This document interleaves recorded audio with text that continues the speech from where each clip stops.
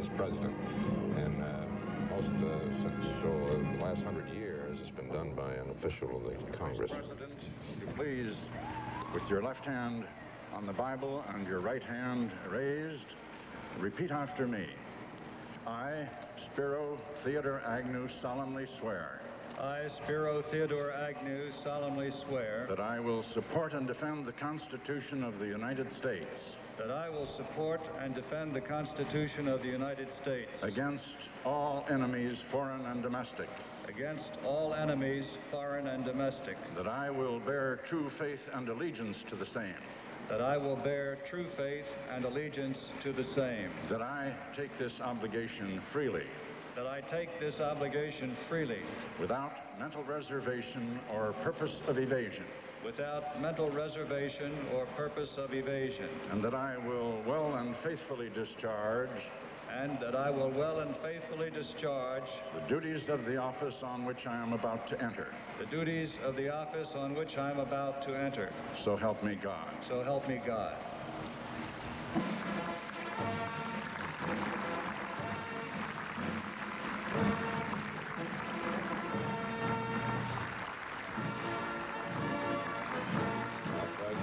Oath is twice as long as the presidential oath. It is the same oath that is taken by all federal officials. The presidential oath is dictated by the Constitution itself and is just half as long, some 35 words.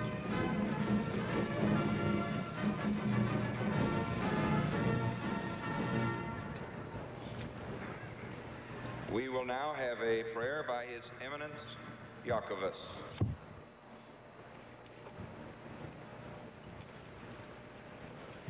Archbishop Jacobus of the Greek Orthodox Church. O triune God, Father, Son, and Holy Spirit, the Creator and the Redeemer and the Comforter of all, who art present everywhere and fillest all things, bless, we beseech Thee, our President and Vice President, who in apparent recognition of the awesome responsibilities of their offices stand reverently before Thee, anticipating the fullness of Thy grace and of Thy wisdom. Immerse their minds in the radiant spirit of Thy truth, their hearts in the tenderness of Thy love, their conscience in the purity of Thy sanctity, their will in the light of Thy commandments, their whole being in the bounties of Thy infinite mercies, and vest them with the splendor of Thy omnipotence, so that they may overcome the wiles of the adversary and fearlessly and victoriously respond to the prayerful expectations of our people and of the peoples throughout the world. For we wrestle, our Lord, not against flesh and blood, but against principalities and against powers, against wickedness in high places, conspiring and aiming at the destruction of the image, the conscience, and the soul of man, for whom Thou hast shed Thy blood upon the cross. Illumine, Almighty One, our President, Richard Nixon, to clearly perceive reality, even though it is blurred by both confusion and disfigurement of truth. Give him the vision to discern Thy presence and suffering, where anguish and pain take their heaviest toll, and gird him with the ability to ever renew his commitment to Thee and to the exploited and suffering ones. For Thou hast commanded us to be ever alert and duty-bound and concerned in our fellow men's painful quest for justice and freedom and dignity and peace. And to Thee, our only Master and servant of men, do we ascribe glory and adoration, now and unto ages of ages. Amen.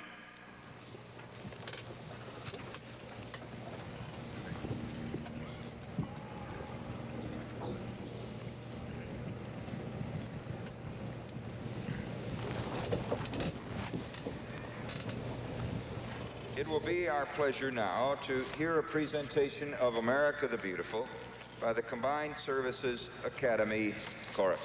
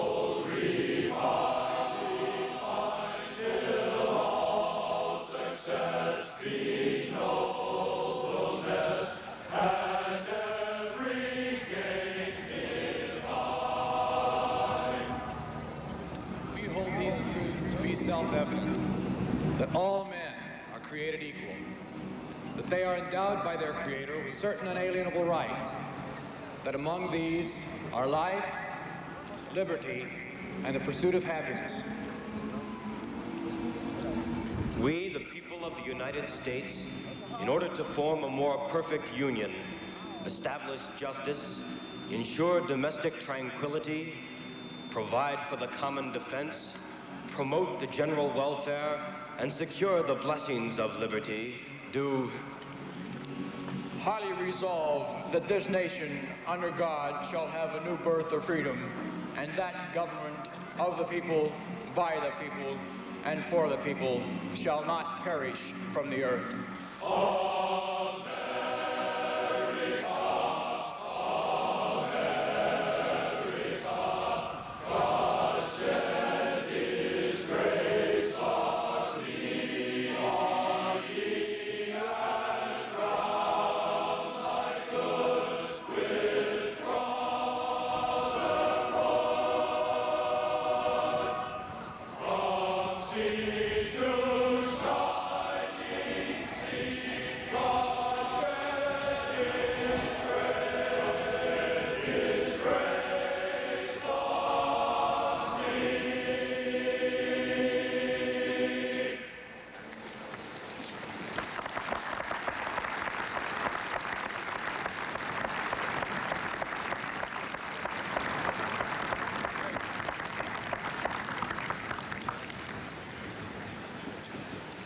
Now, fellow Americans, the Honorable Chief Justice will administer the oath of office to the President of the United States of America.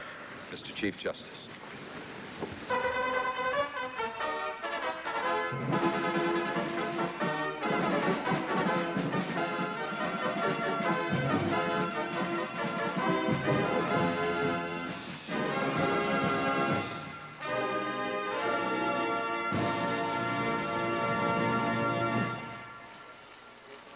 President, are you ready to take the constitutional oath?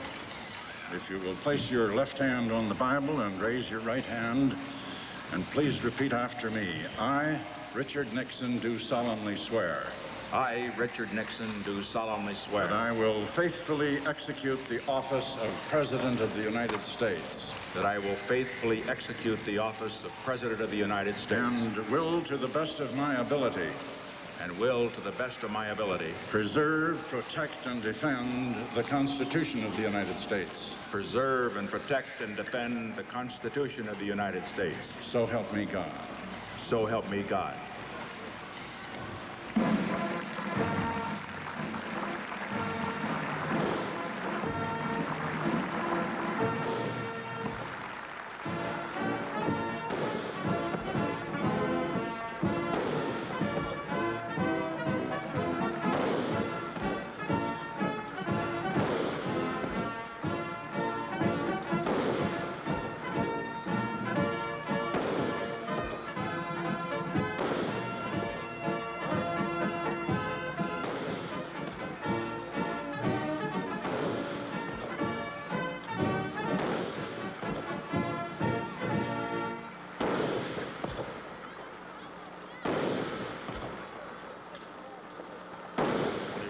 Salute. The guns placed right down there, as you see, on the lawn just to the north of the Capitol building. The Marine Band playing Hail to the Chief, and President Nixon has taken the oath of office for his second term. The two family Bibles on which he's taken the previous oaths as Vice President and President are used again. Again, the Bible's open to the Isaiah 2:4. Beat your plows into beat your swords into plowshares, and so on. Mrs. Nixon again holding the Bible.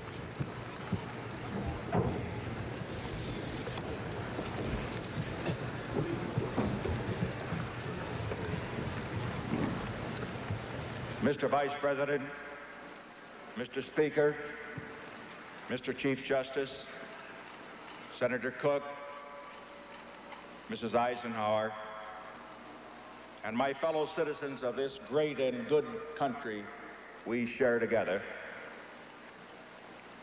When we met here 4 years ago, America was bleak in spirit, depressed by the prospect of seemingly endless war abroad and of destructive conflict at home. As we meet here today, we stand on the threshold of a new era of peace in the world.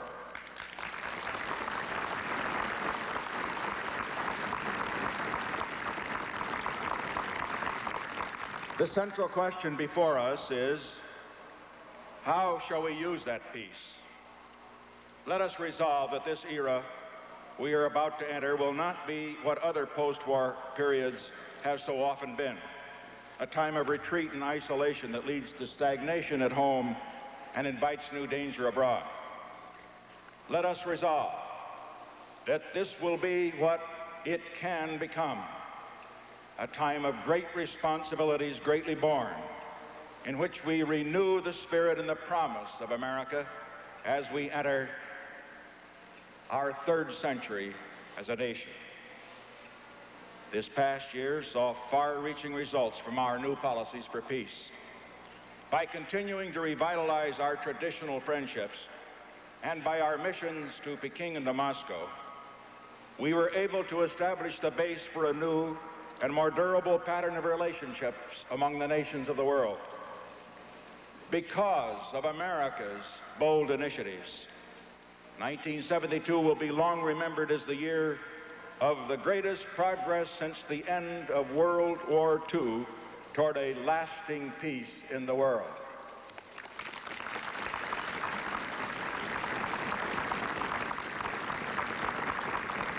The peace we seek in the world is not the flimsy peace which is merely an interlude between wars, but a peace which can endure for generations to come. It is important that we understand both the necessity and the limitations of America's role in maintaining that peace. Unless we in America work to preserve the peace, there will be no peace. Unless we in America work to preserve freedom, there will be no freedom. But let us clearly understand the new nature of America's role as a result of the new policies we have adopted over these past 4 years. We shall respect our treaty commitments.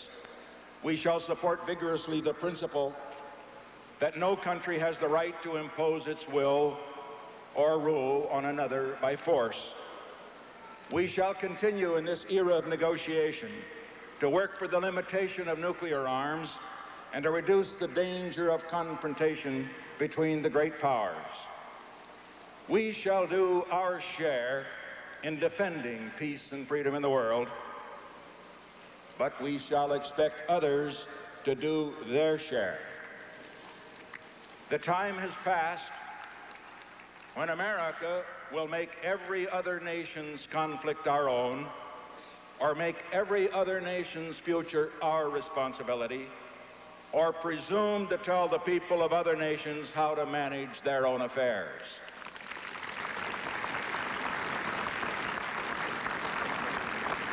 Just as we respect the right of each nation to determine its own future, we also recognize the responsibility of each nation to secure its own future. Just as America's role is indispensable in preserving the world's peace, so is each nation's role indispensable in preserving its own peace. Together with the rest of the world, let us resolve to move forward from the beginnings we have made. Let us continue to bring down the walls of hostility which have divided the world for too long, and to build in their place bridges of understanding, so that despite profound differences between systems of government, the people of the world can be friends.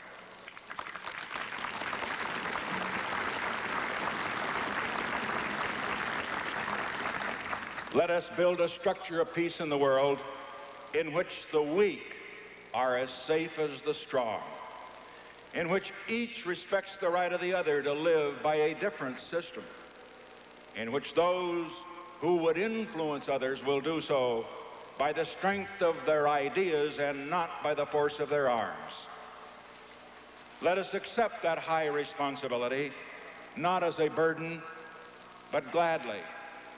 Gladly, because the chance to build such a peace is the noblest endeavor in which a nation could engage.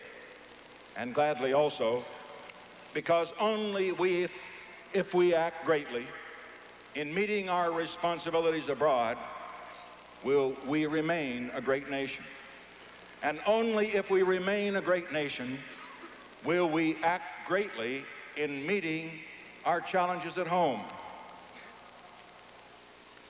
We have the chance today to do more than ever before in our history to make life better in America, to ensure better education, better health, better housing, better transportation, a cleaner environment, to restore respect for law, to make our communities more livable, and to ensure the God-given right of every American to full and equal opportunity.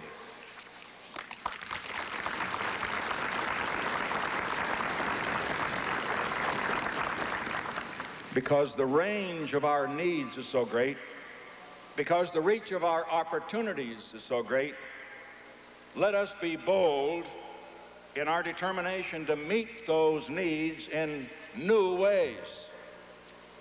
Just as building a structure of peace abroad has required turning away from old policies that had failed, so building a new era of progress at home requires turning away from old policies that have failed.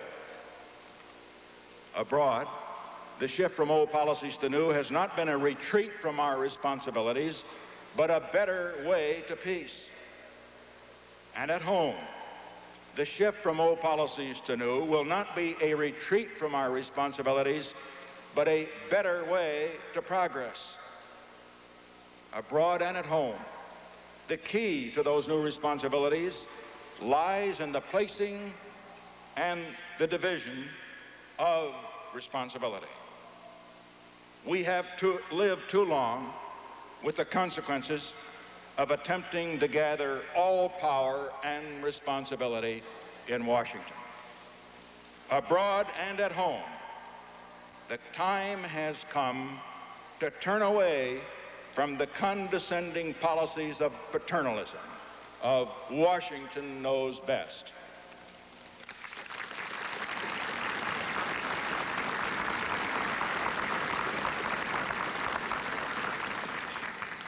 A person can be expected to act responsibly only if he has responsibility.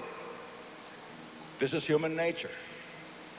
So let us encourage individuals at home and nations abroad to do more for themselves, to decide more for themselves. Let us locate responsibility in more places. And let us measure what we will do for others by what they will do for themselves.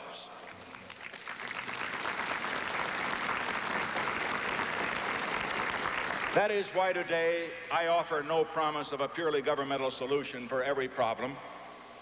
We have lived too long with that false promise.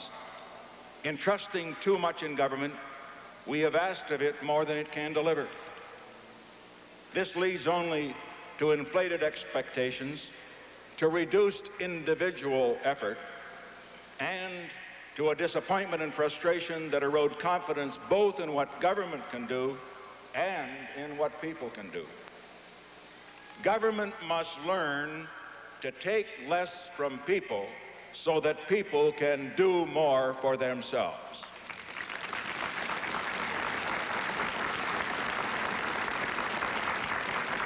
Let us remember that America was built not by government, but by people, not by welfare, but by work, not by shirking responsibility, but by seeking responsibility.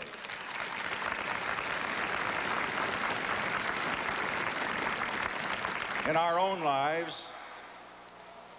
let each of us ask, not just what will government do for me, but what can I do for myself? In the challenges we face together, let each of us ask, not just how can government help, but how can I help? Your national government has a great and vital role to play.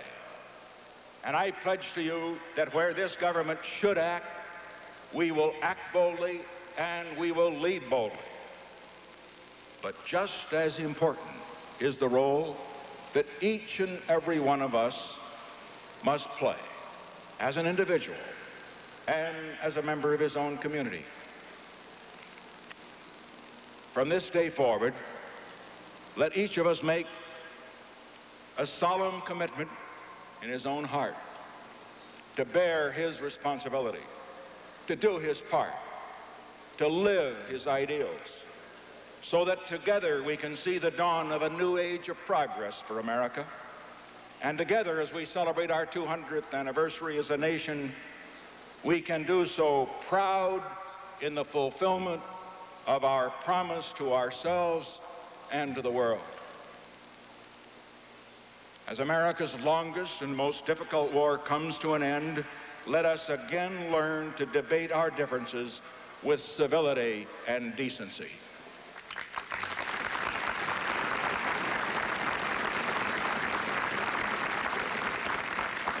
And let each of us reach out for that one precious quality government cannot provide: a new level of respect for the rights and feelings of one another, a new level of respect for the individual human dignity which is the cherished birthright of every American.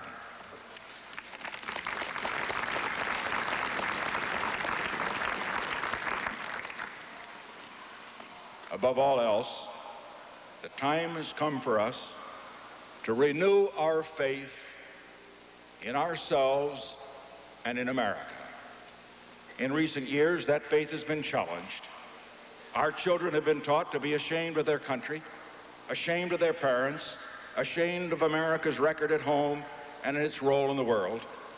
At every turn, we have been beset by those who find everything wrong with America and little that is right. But I am confident that this will not be the judgment of history on these remarkable times in which we are privileged to live.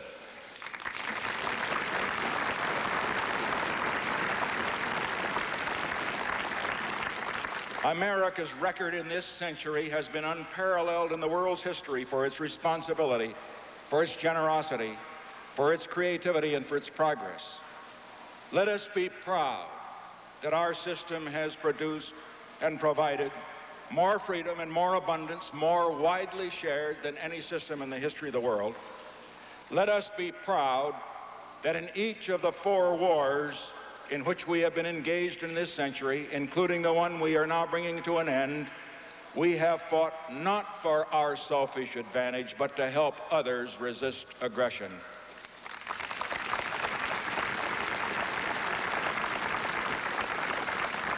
And let us be proud that by our bold new initiatives, by our steadfastness for peace with honor, we have made a breakthrough toward creating in the world what the world has not known before: a structure of peace that can last, not merely for our time, but for generations to come. We are embarking here today on an era that presents challenges as great as those any nation or any generation has ever faced. We shall answer to God, to history, and to our conscience for the way in which we use these years. As I stand in this place, so hallowed by history, I think of others who have stood here before me. I think of the dreams they had for America. And I think of how each recognized that he needed help far beyond himself in order to make those dreams come true. Today, I ask your prayers that in the years ahead, I may have God's help in making decisions that are right for America. And I pray for your help so that together we may be worthy of our challenge. Let us pledge together to make these next 4 years the best 4 years in America's history, so that on its 200th birthday, America will be as young and as vital as when it began, and as bright a beacon of hope for all the world. Let us go forward from here, confident in hope, strong in our faith in one another, sustained by our faith in God who created us, and striving always to serve His purpose.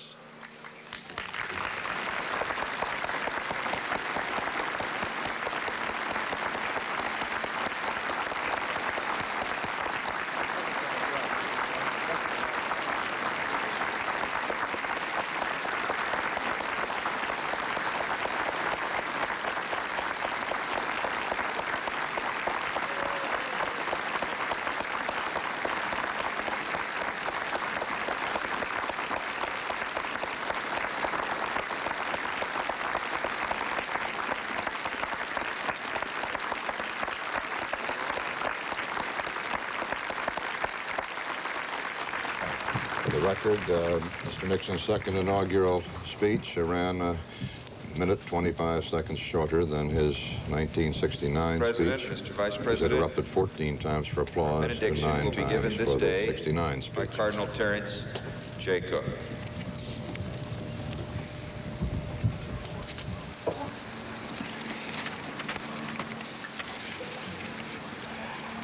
Heavenly Father, loving God of our fathers, on this inauguration day, we thank you for all the blessings you have bestowed upon our nation and our people. We thank you for the vast resources of our land, the lofty hopes and ideals of our citizens, the devotion and dedication of those who bear the responsibility of public service. Heavenly Father, as we approach the second centenary of our freedom and independence, our gratitude for the past carries with it an earnest prayer for the future. We have yet so much to accomplish. There are even now so many of your blessings not yet adequately shared, so many of our hopes and aspirations still to be fulfilled. Help us to succeed in the great continuing task of assuring a fuller life, true liberty, real peace, and perfect human dignity for all. Heavenly Father, our nation's motto proclaims that we trust in you. Help us to realize the full meaning of this trust. Deepen our awareness that without you, even our best effort is as nothing. Without your help, we simply cannot achieve our hopes and our ideals. Heavenly Father, bless our President and our Vice President, who today dedicate themselves to 4 years of service to all the people of this nation. Give them in these difficult days wisdom and understanding, patience and courage. Heavenly Father, our nation yearns for peace. Help us to achieve true peace at home and abroad, and to be an example of a peace-loving, peace-making people to the nations of the world. We are pledged to be one nation under God. Bless every effort of our leaders to make us one, and keep all of us, Heavenly Father, under the protection of your abiding and never-failing love. Amen.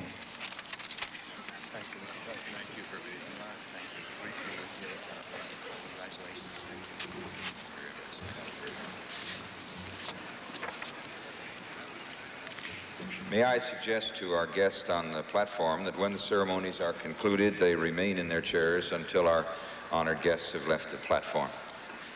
Fellow Americans, the inauguration of a president is more than a tradition of ceremony. It is an opportunity to recommit our nation to the ideals of liberty and peace upon which it was founded. And with this thought in mind, we will now be favored by Miss Ethel Ennis, who will sing the Star-Spangled Banner. Miss Ennis.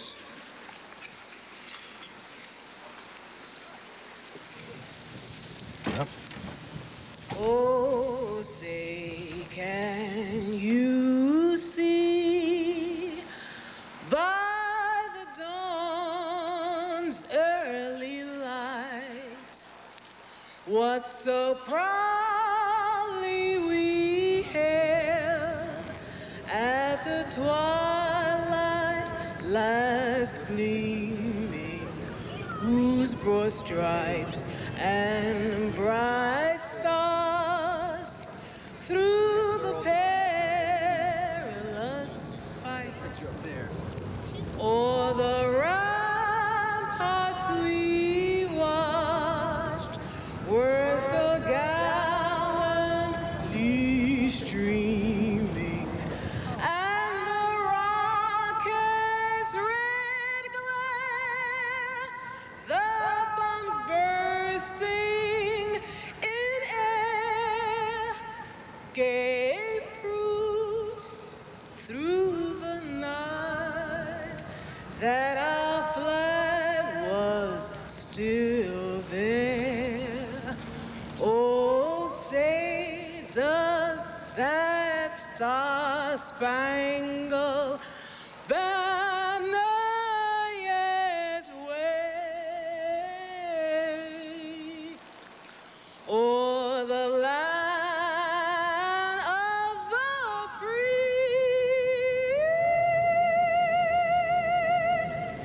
and the home of the brave?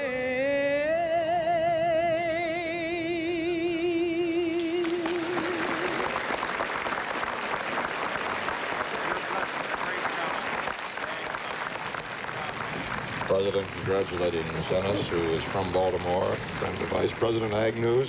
She sang at the Republican Convention in Miami Beach, the national anthem. I must say that's quite an a cappella rendition. She would not sing with the Marine Band. They offered her the services of any orchestra that the government could provide. She says, no, I sing by myself. Well, she doesn't need it. And No, a she cappella doesn't. like that, the words stand out clearly and have meaning. It's quite a thing. That's known as a photo opportunity in the parlance of White House press people, and they're standing there, and we'll stand there for about a minute to give the still photographers and newsreels and anybody else in the crowd who brought their own cameras to photograph the first and second families. So this is the exit of the newly inaugurated president and vice president, and they're off to that joint leadership luncheon, escorted by the sergeants at arms. They will go back to that luncheon, Roger, and you and Eric Severide will be here at this CBS News booth overlooking the inaugural stand while they are at lunch to talk of the inaugural address and the portent of things to come. I'm going to be taking off from here, going down to our anchor position, our CBS News headquarters here to report that 2-hour parade of 11,600 marching people, 143 units, 55 marching bands, including the largest ever to march, 1,976 persons, 27 military units, 35 floats, 14 equestrian units, and 344 horses. How do you like the plug? Roger, I'll be on my way down there to that anchor position, which will be shared with Dan Rather. Leave you and Eric Severide here. CBS News coverage of the 47th inauguration will continue in a moment.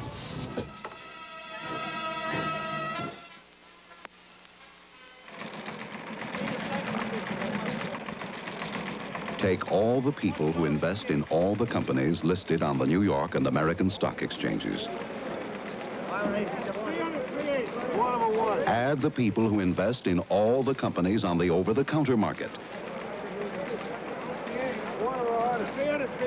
Then add all the people who invest in companies listed on local exchanges. Total up all these owners of stock in all the companies that are listed on all the exchanges throughout the country.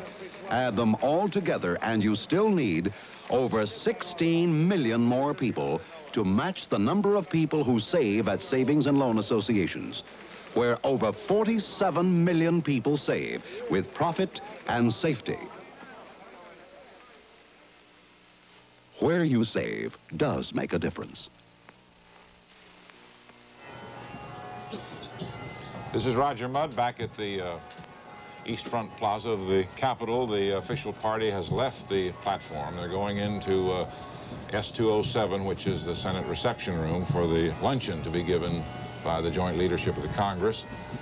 That's Senators Mansfield and Scott and Speaker Albert and Congressman O'Neill, and with them will be the presidential families, the Nixon daughters, and one son-in-law, and the Agnew son, Randy, who is here, I noticed, with a new gunfighter mustache. The three Agnew daughters, they will be there, plus the various constitutional officers of the House. We have just heard the president's inaugural speech, and all of us have listened carefully. We got advanced text of the speech, I guess, probably an hour and a half ago, and there were some ad-libs in it, and also it serves as a point of departure. Eric, it did not come across as having the buoyant feeling of 4 years ago. No, I thought it was a very different speech. There were no surprises. It was very low-key. If we're going to be literary critics, it certainly wasn't the piece of literature that his speech of 4 years ago was. That had all the earmarks of very professional writers. He's not a professional writer. He sort of puts it together from ideas, had suggestions of others, and I would imagine that's what he did this time. The word Vietnam was not mentioned in this speech, as I recollect. There are many themes from the '69 speech, however. The theme about a new beginning here, something has happened in the world to bring forces together so we can have a long, long period of peace. He said that 4 years ago. Also that we're not going to do as much for other countries or as in many places, but we're not going to be isolationists. The repetition again of the federal government doing less for people. He touched on that. He gave the portents of that 4 years ago. And the sharing out of responsibilities.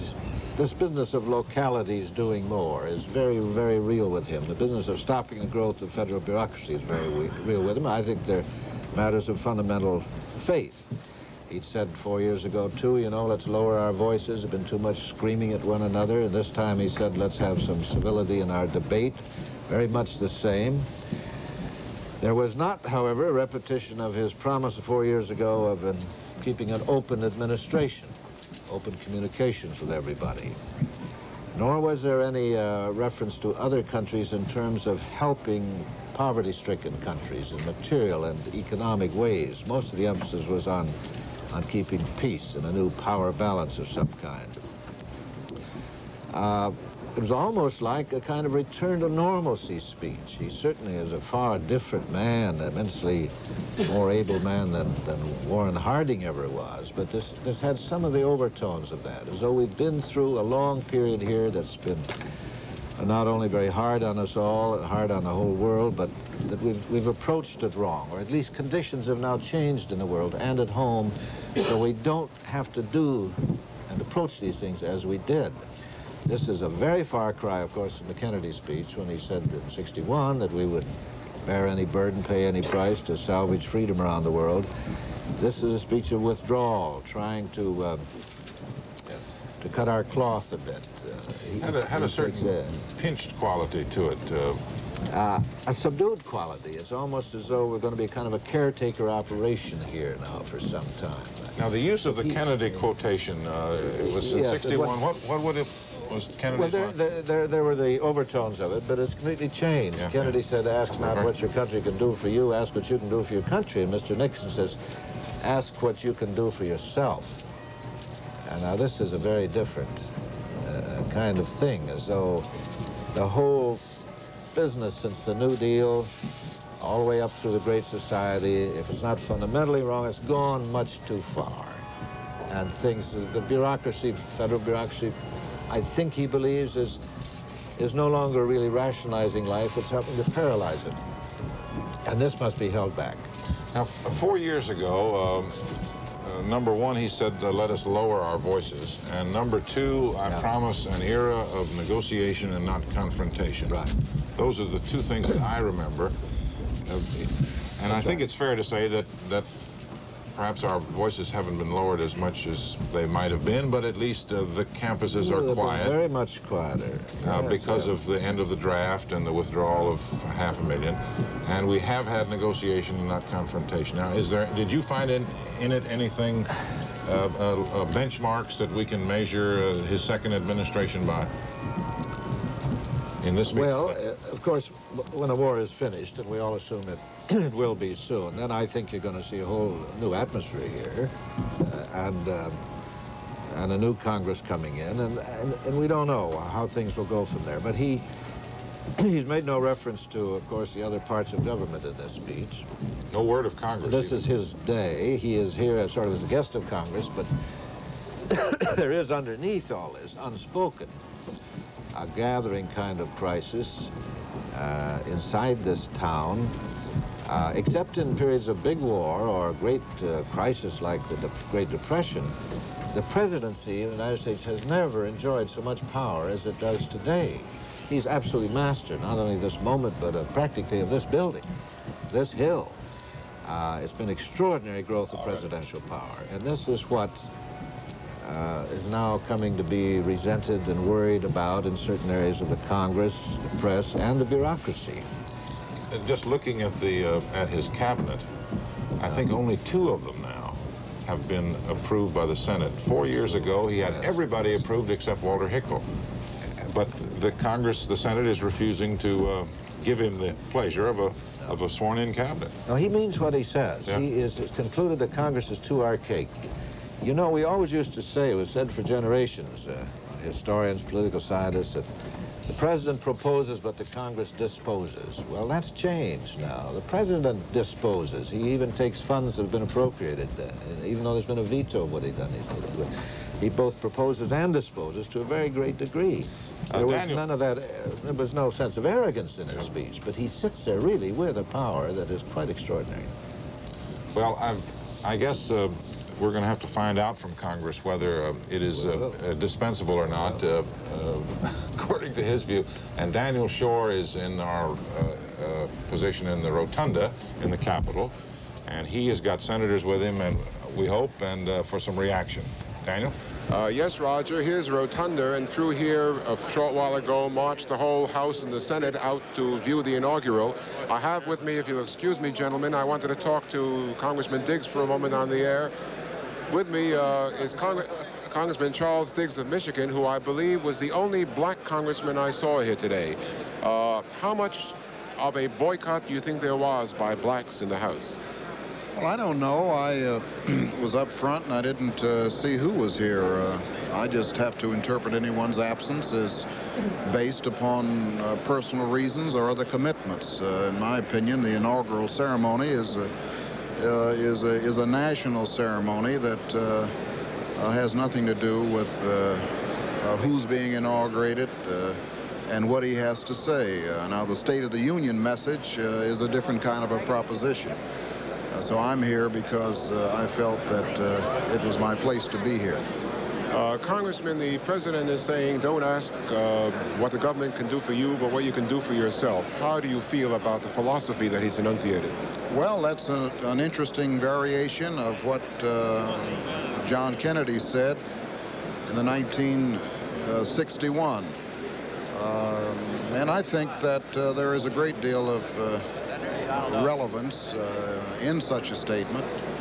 to some of the needs of this country, because it is true that the government cannot solve all of the problems. Thank you, Congressman. Nearby is Secretary Richardson. If I can ask him to step here for a minute, because we're on the air. Can I just have you for 1 minute here?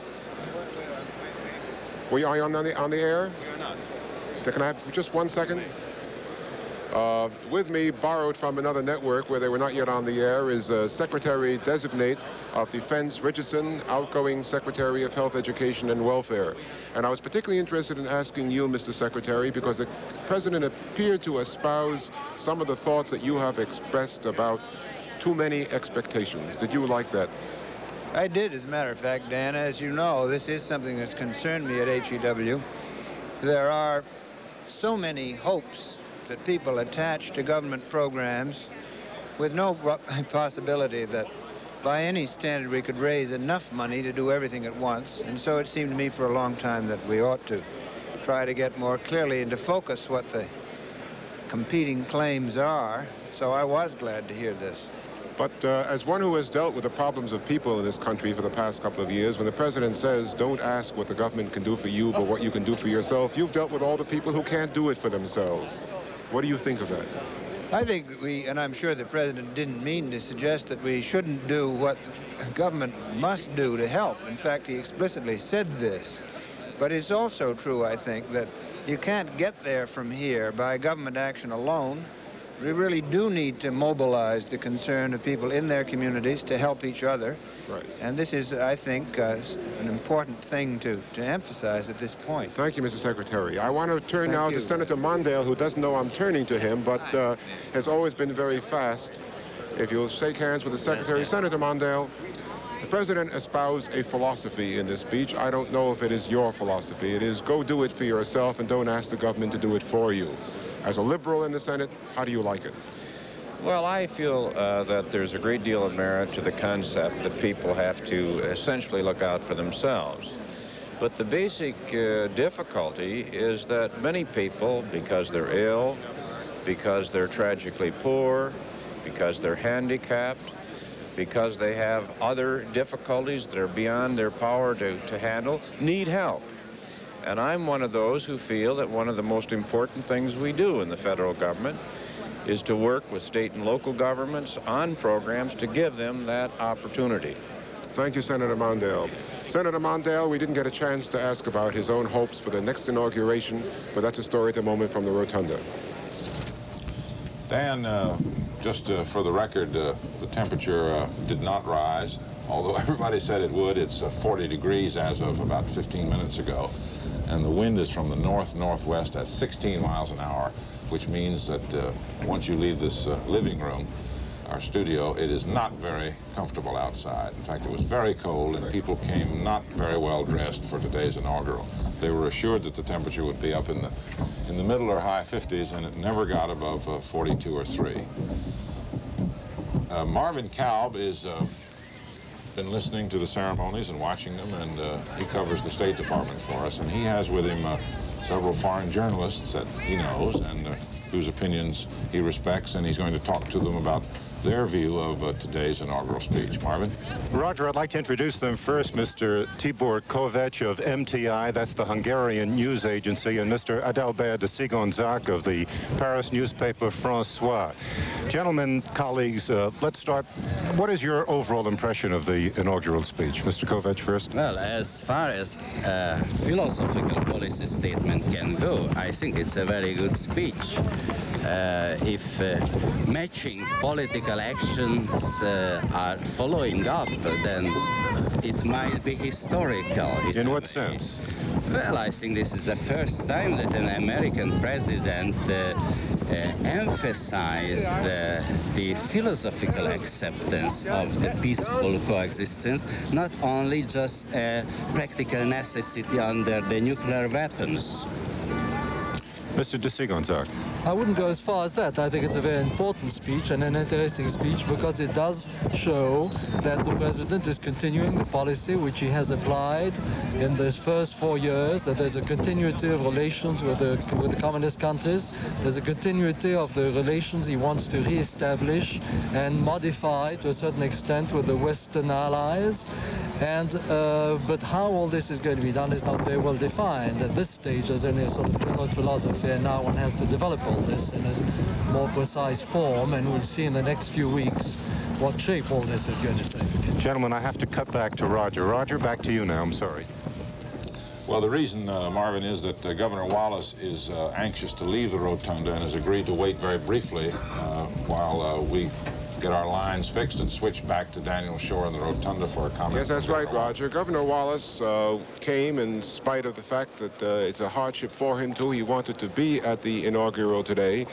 He listened patiently to the address, and I think the first thing I'd like to ask him is, there was a philosophy in this inaugural speech by President Nixon, and I wonder how much it accords with yours. Well, I thought the speech was fine. I think the attitude that one must do for himself what he can instead of depending upon the government is something that must prevail in this country if we are to survive. And I think for too long, everyone has looked to Washington to solve their problem, and the problem has to be solved either at the local level or within themselves. Not that Washington shouldn't do what it ought to do under this circumstances within the context as intended for the national government to do in the past, but generally speaking, it was a good speech, and I agreed with it. On a platform like that, do you think you can support President Nixon during the next 4 years? Well, of course, 1976 is a long time off, but I thought the speech was fine. I take it when you say that you're speaking as a man who is still a Democrat and not moving over. Well, of course, we come here today to pay homage and honor to the man who occupies the office, but also the institution itself. And I would come to the inauguration whether I agreed with any of the philosophy of the president or not, because it is an institution that we honor on today. But I did agree generally with the speech that Mr. Nixon delivered. Although sitting behind Mr. Nixon, not being able to hear as good as I would like to hear, I would say that I will read the speech in the newspapers at length. You look pretty well. Could I ask you how you're feeling these days? Daniel, I'm feeling fine. I'm doing well. It's been about 8 months since I had my accident, as I call it, in Maryland, and I'm doing all right. It's going to take a little while longer, but I'm coming along fine. If you knew that President Nixon was going to say today, on his second inaugural, so many of the things that you agree with, would you have made the race? Well, I think maybe making races and primary campaigns throughout the country help alter and help form the viewpoint of the leadership of the national parties. And I feel that the campaigns that I participated in, the primary campaigns, and that which I espoused, which is now being talked about by many people, including the president in his inaugural address, is something that helped to bring that about. You're saying you think in the Nixon speech of today there may have been a little bit of Wallace? Well, I didn't invent what I've been saying. What I've been saying is what many people have been saying, and what many Republicans have been saying, and what many Democrats have been saying. But I think that I went out on the primary campaigns and showed them that the average American was fed up with many things in our country, and he wanted some changes brought about, and I believe the Republican Party accepted that message down in Miami, and I think they've accepted it in the inaugural address also today. Governor, you've been very kind. I don't want to detain you too long, and nice to see you. Yes, sir. Thank you. Governor Wallace, Roger. It's interesting, Dan, the other night at the Salute to the States, the so-called gala, which was Thursday night, the governor and his wife were there at the Kennedy Center, and he got a standing ovation, and the response to his presence from the Republicans was almost as warm as it was for Vice President Agnew, and the Hollywood star in charge of the gala at the time, Hugh O'Brien, said to further applause that, Governor, if you can't stand for the people, we'll stand for you. Just briefly, the demonstrations that had been forecast in varying amounts have not really materialized enough to worry the heavy security forces in Washington. There were, during the president's inaugural speech here, a few shouts, not quite audible to the television audience, but audible to the security people, a few shouts of killer and stop the war. There was no quick move made to silence them. A few were asked to leave, and they did leave, but there's been nothing that has caused security forces to worry excessively. CBS News coverage of the second inauguration of Richard Nixon will continue in a moment.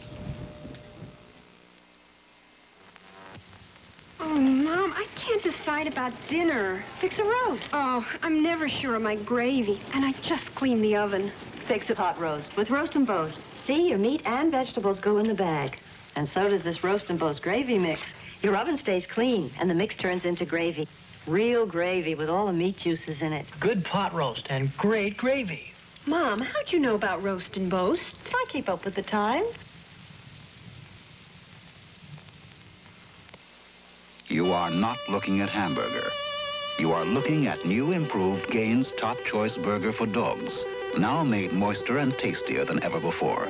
Look, it's so moist and meaty it holds together like hamburger. But it's better for your dog than hamburger. It has beef byproducts and real beef, vegetable protein, vitamins and minerals for the complete nutrition hamburger doesn't have. New improved Top Choice. It's moister and tastier than ever. It's clearing out very quickly on Capitol Hill. As soon as the oath and the speech were over and the president and his family and the vice president and his family went inside, that was the signal to get out of the cold weather. And in about 5 minutes, these stands, which cost about $600,000 to build, were deserted and empty.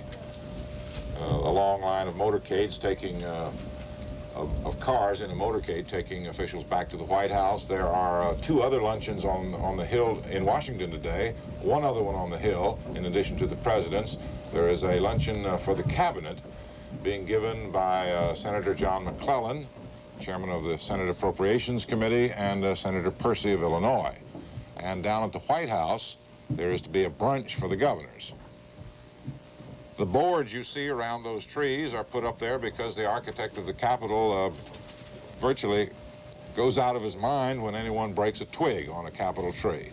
They have spent over $600 to board up that tree. I don't think the tree itself would cost more than a couple hundred, but there's an awful lot of wood enclosing some young trees on Capitol Hill. Some of those old trees, Walter, the bigger ones, go way back to Washington, don't they? The Washington elms we used to call them. Well, the big ones, but those are the little ones. And the architect's office just doesn't want anybody in them snapping off branches, and I suppose that... In case anybody cares, these stands are built of southern pine and Douglas fir, and they're all salvaged and recycled some way, some other use later on. Well, you know, 4 years ago, Skinker and Garrett, the contractor on this job up here, sold all the excess lumber for about, well, I don't know what it was. I think it was about $100,000, and they used all that lumber to do the sheathing on about 100 houses down in Tennessee. Yeah. The president's stand itself, with the columns and the Corinthian frieze work, that's all permanent and is stored in a warehouse here in Washington.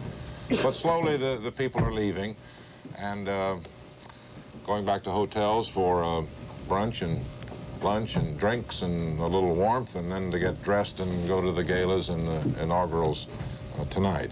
Nelson Benton is at the Washington Monument now, and he has a report for us on the demonstration there. Roger, we're located, that's the White House South Portico you're looking at, and we're just about 1/2 mile south of there on the northeast corner of the Washington Monument grounds, which is the principal location site for what is expected to be the largest anti-war demonstration coinciding with the inaugural. The people who are sponsoring it, the National Peace Action Coalition and the People's Coalition for Peace and Justice, expect, they said, tens of thousands. We're told by CBS News correspondent Hal Walker, who is at the Lincoln Memorial, where the bulk of this crowd is assembling for this rally, that there are about 15,000 people at the Lincoln Memorial. They will march down Constitution Avenue, coming from the west. It's a distance of about 8 blocks to the monument ground, and will gather here at this speaker's platform to hear from a number of speakers, including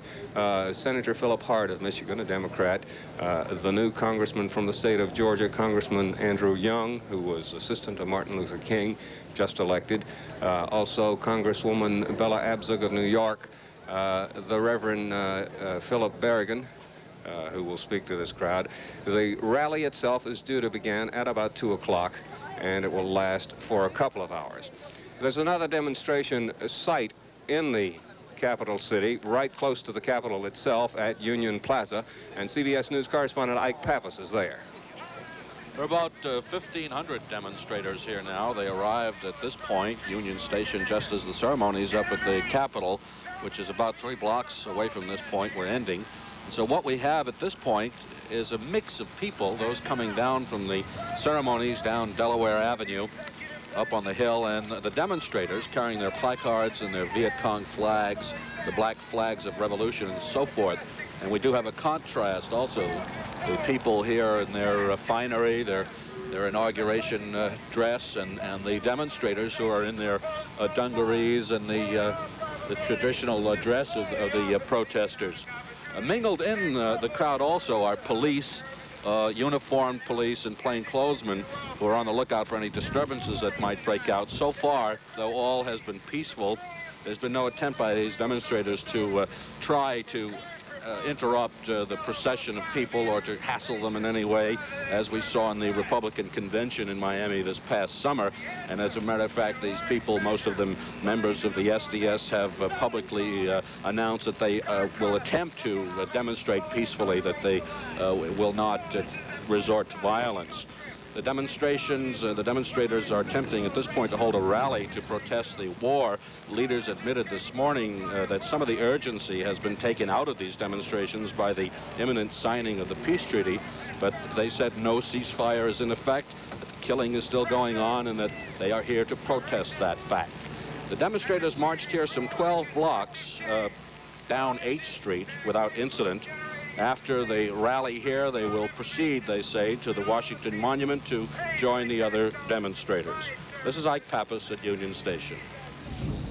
Ike, U.S. Park Police now estimate the crowds at the Lincoln Memorial on their way to the Washington Monument and those already at the Monument demonstration site at about 20,000. We spoke a moment ago about the effect of the cold weather, and some of the ceiling is fluttering down from the still photographers above us. But we spoke a moment ago about the effect of the cold weather on the crowds and how ill-prepared so many of them had been. Mariah McLaughlin is here on the Capitol Plaza, and she wants to talk to a few who were here. Roger, most of the people, as you said a few minutes ago, have gone. I'm standing here between 2 shivering Marines, and people really weren't prepared for this cold. We had a couple of people who had to be taken away in ambulances. There was a great deal of work in the first aid stations. People just frozen hands, frozen feet. The area that had been set aside for the wounded veterans, those in stretchers and those in wheelchairs, that plan was abandoned. There was a glassed-in area for them, and it just formed a vacuum, and it really was too cold. I talked to a few people about the speech, and they all said that they thought it sounded very good, and they hoped all that the president said would come true. I also talked to Ambassador Henry Cabot Lodge for a few moments, and he said that he thought it was a very impressive speech, and he likes the line that you all have quoted so many times about taking care of yourselves. I don't know if you noticed, Roger, a few moments ago, a whole line of open convertibles moved out of the Capitol Plaza, getting ready to take people down in the parade. And I talked to a couple of the drivers, and they said the intention right now is to go down in open cars.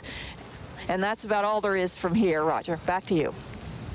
Open cars, boy, that's a tough one today. Daniel Shore, still on duty in the rotunda, is now with Senator Muskie. We're going to hear some reaction from the man who might have been. Dan? The man who might have been indeed, Roger. It was just 4 years ago at the first inaugural that I stood here interviewing Senator Muskie, trying to draw him out on his plans and on whether he had hoped that 4 years later today he might be the one being inaugurated President of the United States. And I guess, Senator Muskie, the first question has to be, now 4 years later, what do you think about it all? Well, interestingly enough, I devoted very little time to thinking about the last 4 years and spent more thinking about the challenges that lie ahead and trying to get some clue out of what the president had to say that would indicate whether or not we could expect something new and different in the months immediately ahead, or whether it was going to be a continuation of say, the differences that divide the president and the Congress in so many instances. It was interesting that the president never used the word Congress in this whole speech. He didn't use Vietnam either, though he spoke to the war that was drawing to a close. He never mentioned Congress. He talks about Well, ending... he really does. Is this coming battle with the Congress over powers, over who's going to wield the power of the purse and the power of war making, is that going to be a serious fight? I think it is, and it ought not to be regarded as a personal fight between the president and his political opposition. The president, obviously, in his first 4 years has developed some very strong convictions as to what the role of the presidency ought to be vis-a-vis the Congress in the field of both foreign and domestic policy. And those views, I think, have created, some fundamental constitutional issues. The Congress has its responsibility to uphold its position, and the president obviously will do that in his case. And it seemed to me that this speech today was most notable in not suggesting that there's been any change in his view on this confrontation. This president does things deliberetely. And when he excluded issues of this kind from his speech, he did it deliberately, which is my signal that he's going to continue to persist in the views that have become more and more visible in the week since the election. Senator Muskie, thank you. Maybe 4 years from now. Maybe 4 years from now. Thank you, Dan. I look forward to that. Senator Muskie. Well, you can see already, Dan, that members of the Congress are sharpening their knives. The little jab that Muskie gave the president, saying he never mentions Congress when he comes up here. So just briefly, we'll pause in a moment. Richard Nixon has now been sworn in for his second administration, the 35-word oath. He has given a 15-minute speech, and he says the nation is standing on the threshold of a new era of peace in the world. CBS News coverage of the 47th inauguration will continue after this pause for station identification. This is CBS.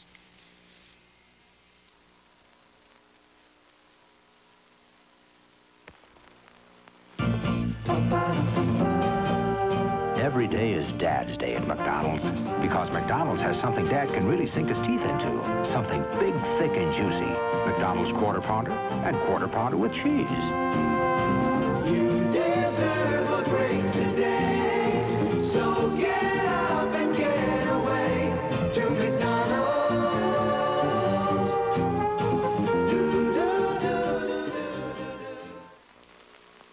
Every house is haunted with cleaning problems. To clean up grease and dirt, Try White Cap. to kill household germs and odors. Try White Cap. White Cap cleans faster, better, because it's 70% pure pine oil, nearly twice as much as most brands. Nothing cleans up greasy dirt like White Cap. I've tried others, but White Cap's clean smell is twice as strong, and it lasts twice as long. Try White Cap. Television 9, your eyewitness news station. Savings and Loan Foundation, or your Savings and Loan Association. We're doing a lot for America, and we want to do more. Here again is Roger Mudd. President Nixon and Vice President Agnew and their families are inside here at the Capitol building having lunch with the joint leadership of the Congress. The menu, for the record: shrimp cocktail, tenderloin of beef, green beans, amandine, broiled tomato, grapefruit, avocado salad, rolls butter, fresh strawberries with cream, mints, and coffee. They're having lunch in the Senate reception room, and at the luncheon, at about 5 large circular tables, are the presidential delegation, the joint leadership, and their families, and the various constitutional officers of the House and the Senate. The White House wanted to have that luncheon down at the White House to make things move more quickly, and the Congress says you can't have a luncheon given by the joint leadership of the Congress for the President and not have it on Capitol Hill, and therefore it is on Capitol Hill. President Nixon himself picked the theme for this inauguration, the spirit of '76. It is one which both looks back to the nation's birth and forward to its 200th birthday. Charles Kuralt found out that the theme doesn't stop at the inaugural stand. They're changing the song out here today. 147 trombones lead the big parade, with 310 cornets right behind.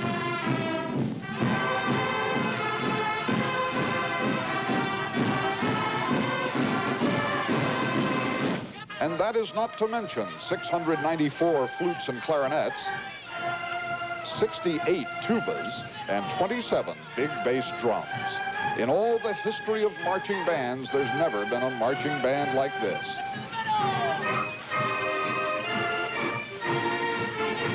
(1,976 musicians.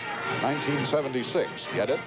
From 20 high schools in Fairfax County, Virginia. They had one rehearsal, that's all, at the only place that was big enough, a Naval Air Base runway. And for a while there, it looked as if the thing would never fly. Any more bass sax? Contrabass sax? Any contrabass sax? Baritone saxes? Any baritone sax? I'm trying to quit. Quit what? Let's go. Baritone sax. 2 more tubas up front. Let's go. Okay, now majorette. Majorette. Flag. Yeah, right. Majorette. Majorette. Now, how did you come up with this? Flag, flag, flag. Come on. That's it, sweetheart. Majorette. The sharpest sweater that's wandering around down there. What section are you in? Well, the tubas, put your tubas on your shoulders.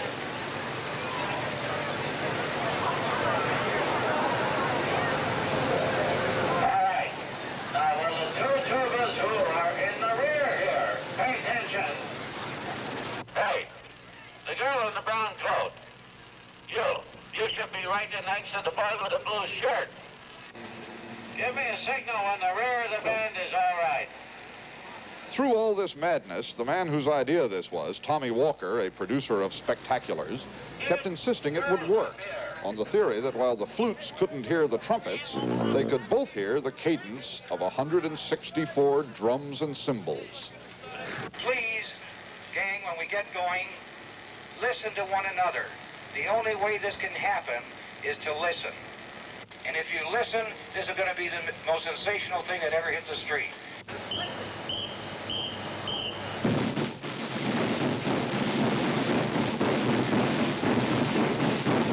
The drums, we can assure you from experience, are going to sound like cannons as this band swings down Pennsylvania Avenue to end the inaugural parade.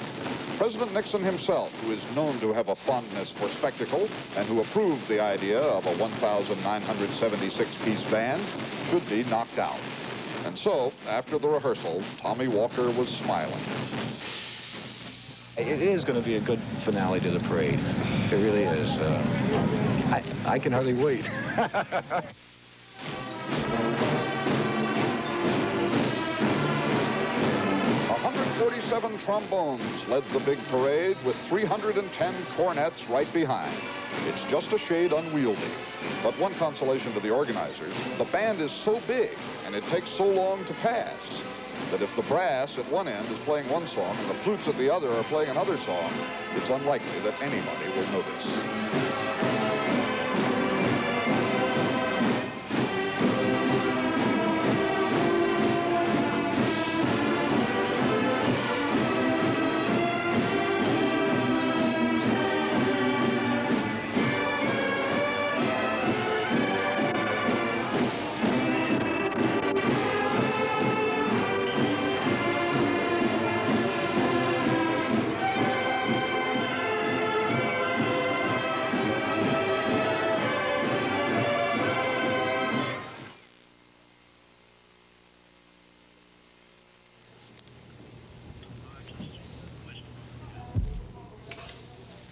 This is the view from the west front of the Capitol, looking down Pennsylvania. The big bell tower there is the old post office building. Almost, that's about 12th in Pennsylvania. Okay. And the, as best I can make out, that's the parade forming up, or at least reaching some sort of formation to begin the procession from the hill down to the White House. CBS News coverage of the second inauguration of Richard Nixon will continue in a moment. What do you want to know about money? If your money in a savings and loan is insured up to $20,000 by an agency of the U.S. government, how can you have more than $20,000 in the same savings and loan and still have it insured? The answer, multiple accounts. One in your name, one with your spouse, one with each child. With multiple accounts, this family's savings can be insured up to $100,000. Your savings and loan wants you to know how money works. Since 1861, when Abraham Lincoln was in office, Washington area savings and loans have been an essential part of the Washington scene. Over the years, we've helped Washington grow and develop, reinvesting millions of dollars in community homes and businesses. Visit your nearby Savings and Loan Association soon. We're making Washington a better place to live by serving you and your community. Just reading the schedule of what's ahead at about 1:15, the presidential luncheon is over. At 1:20, the sergeants at arms of the House and Senate bring out the president and his wife and the vice president and Mrs. Agnew to the motorcade, which starts at the law library door, which is what you're looking at now. Those cars are in line and ready to go in precise military order. And then at 1:25, the motorcade departs to the White House in also very precise order, and behind them comes the parade. And by the time the president is at the White House, the first units of the parade will be swinging by, and if their promises hold true, as they have so far, the whole thing should be over by 4 o'clock. Eric, I'd like to hear a little more from you about what everybody has alluded to except the president, which is the conflict between the executive and the Congress. Do you think it's as serious as Muskie says? Well, I think once we get peace in Vietnam, the mood is going to improve. But yes, I think with the fundamentalists up there who are concerned about the whole process of government in this country, it is getting pretty serious. You know, I would think that those congressmen would keep the president at luncheon just as long as they can. They haven't seen much of him for quite a while. And they're not going to see him in person on the occasion of the State of the Union speech, which is the end of this month, early next month. He's just going to send it up in written form, which used to be the practice, I guess, before Wilson started going up in person. I believe that's right. But I think you can foretell what some of the lines of criticism and argument are going to be about the themes here that he's expressed. He, of course, takes off from the proposition that the gap between people's demands and expectations and the capacity of government, particularly the federal level, to meet them is just so great it can't be done. And let's get those demands down somehow, as well as the budget, which is what really worries them. They're afraid of a bust somewhere along the line with these deficits. That's behind so much of this. But it's odd, perhaps, to talk this way about more self-reliance, individuals falling back on themselves. This is the complaint of so many people, that we live in a time of great units, enormous units, great corporations, big government, big military, big universities. How do they do that? And I think you'll see a line of argument developing in the Congress, in many places, in the press, the intellectual community, that what he's talking about here is let's diminish this welfare state, but he's talking about aid to individuals. And they will argue on the other side that what is coming, almost with his blessing, is a kind of a corporate, not a welfare state, but a corporate state. That he does not act or does not talk in terms of doing less for business.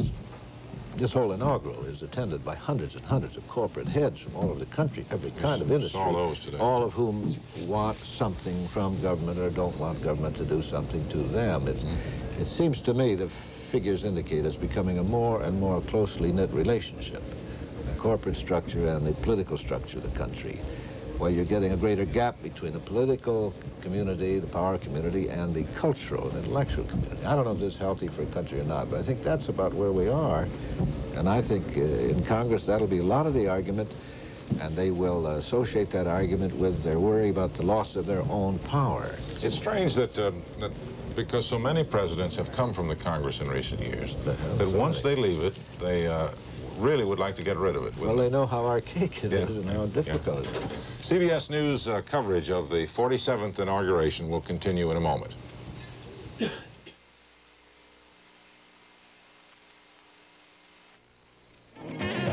Sir, what kind of gum are you chewing? Oh, they're all the same. Oh, am I on TV or something? Is this kind of gum any different? Is it new? Yeah, it's new. New lifesavers gum. Sniffer. Really good. Tastes like lifesavers. See? Peppermint. It's a whole new thing that's happened Lifesaver gum, huh? Yeah, sure. Those packs. Pretty good idea, but you left out the hole. Lifesavers gum. Every car engine has an enemy, dirt. I'm dirt. I'm dirt. And it's car engines I love to hurt. I try to make them stall and stutter and stop. And if I do, what can you do? Ha! You can't even call a cop. You can't arrest dirt. And I'm dirt. I'm filthy, rotten dirt. I try to make your engine whine and whimper and yelp and cry for help. Ha-ha, I'm dirt. Ha-ha, I'm dirt. Ha-ha, I'm dirt. But dirt has an enemy, Mobil detergent gasoline. Mobil hates dirt. Always a matter of some suspense for us at CBS News to find out who Hughes Rudd is going to come up with next when we go to him, switch to him, and this time he's with a souvenir vendor. Hughes? Roger, before I wanted to talk to that gentleman, I couldn't help but think when I heard you discussing President Nixon's menu a while ago, we felt pretty envious down here. Those us street people, it comes down to hot dogs and hamburgers. They're 40-cent hot dogs and 55-cent hamburgers, and they're pretty basic hot dogs and hamburgers, too. I don't know whether they've gone up since the voluntary wage and price thing went into effect. Excuse me, sir, how is your business? Lousy right now. Oh, how do you account for that? I don't know, to tell you the truth. Are there too many young people around, or what, with not spending money, or what? Well, that could be something to do with it. Well, how are your prices running? How much are all these things? $1. $1 for everything? No, sir. I got Risk and pens here for a quarter. How much were the dollar items last year? Do you remember? Around 50 cents. Oh. When did they go up? Well, the price of living went up. But are you aware that the the wage and price thing is now voluntary? Maybe you're not supposed to let them go up. Well, I don't know about that. You just sell them. You don't sell them. That's all I do. And we just find them, Roger. Back to you. Yeah, he just sells them. He doesn't philosophize. That's the first time, Hughes, I've ever heard you refer to yourself as a street person with hot dogs and hamburgers. So we're waiting now for the Vice President and the President to emerge from S207 here at the Capitol, which is now almost deserted, at least compared to what it was 30 minutes ago. I noticed during the swearing-in ceremonies and the whole ceremonies today an awful lot of empty seats. I also noticed that the press section was about 3/4 full. And just to point out to you one little feature that you may not have seen, if the camera will hold right there at the President's portico or platform, you will notice a baffle just above the presidential seal. That's cheesecloth or something akin to it. And that's about 6 feet high. It doesn't look that way, but it is. And early this morning, about 3 o'clock, on the back side of the stands, one panel was opened up and some Secret Service agents went up the aluminum extension ladder, and they've been in there since 3 this morning, I suppose with little hand warmers and bologna sandwiches. That's tough duty to be up there. But they're up there from 3 o'clock, and they won't come out until we've gone, so we can't see them come out of there. But that's the security, and it has nothing to do, really, it's not directly related with the size of the crowds here or the possibility of demonstrations. They've always done that as long as they've had that portico. So the President will come out this door, the so-called law library door. There's actually not a law library down there, but that's the most convenient exit. There's an elevator right inside that door that goes up to the new East Front. It's not new anymore, but it's still called the new East Front. And there, if you see the row of windows over on the extreme right, that's right, if they keep moving in, just through there, through those rooms and across the corridor is approximately, on the second floor, approximately where the President is. S207 is just beyond those. And that luncheon is something I gather from talking to various congressmen and senators that the presidents really don't like to go to, but are sort of sandbagged into going because they have to come up here to take their oath of office.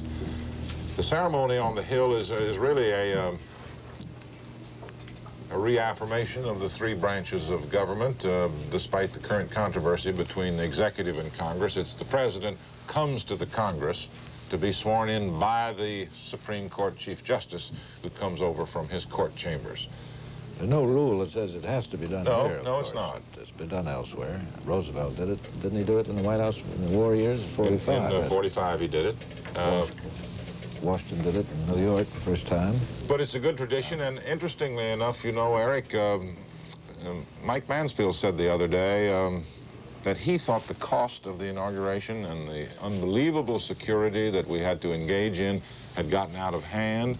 And then Marlowe Cook the other day said that his committee on the inauguration was going to write a report, and he said, you know, really, if you want to make everything secure, swear the president in at Kennedy Stadium, and then bring him back to the Congress and have him address a joint session and have that on television. But if it was $2.5 million 4 years ago, and it's $5 million this time, it'll go to $7 million next time, and then you're over $10 million. And these senators are saying that kind of money is not worth this pageant. I don't... It doesn't come out, very much of it, out of the taxpayer's pocket. There is a congressional appropriation that's less than $1 million, I think. That's but right. It's mostly private money. They buy all these things, all these rich folks come, buy all these tickets, and they make a profit on it some way or other. What has happened is that the merchants in town, Garfinkel's and the Washington Post and the big department stores, put up a guarantee. Yeah. And so that there are operating funds, and then if there's a surplus or a profit, the money comes back. I think generally they recoup about 85 cents on every dollar they kick in. It's like the average college town in this country. All the sweet innocence is gone. It's business now. Well, they have merchandised this inauguration to the fullest extent. They've had the local Redskins football coach promoting ticket sales and on the radio, on the television. Bruce Morton is at Lafayette Park, and we want to hear his report from his vantage position. Bruce?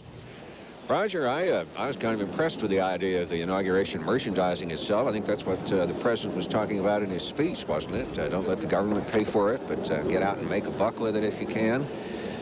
What we're doing here, really, Roger, is waiting. There have been all kinds of security precautions here as the morning went on. At one point, had a man lying down on his back on a little cart with a flashlight being pulled along by the stands, looking for suspicious objects underneath them, I guess. They had some dogs here sniffing about for explosives or whatever. One dog found a bone. Nobody found any bombs. And in the last few minutes, some people, as you can see, have started to arrive. A series of buses have come over, I guess, from your area down at the Capitol. A couple of buses marked Diplomatic Corps, a couple of buses marked Press. And these stands, although they're nowhere near full yet, are starting to fill up. It's cold here, just as it is everywhere else in Washington. You can tell the early arrivals from the late. Those of us who came early believed the weatherman, and those of us who came later, the folks you see in blankets and galoshes and all the things that people take to football games. We're still, what, I guess about 25 minutes off the time when the president's escort is supposed to get here.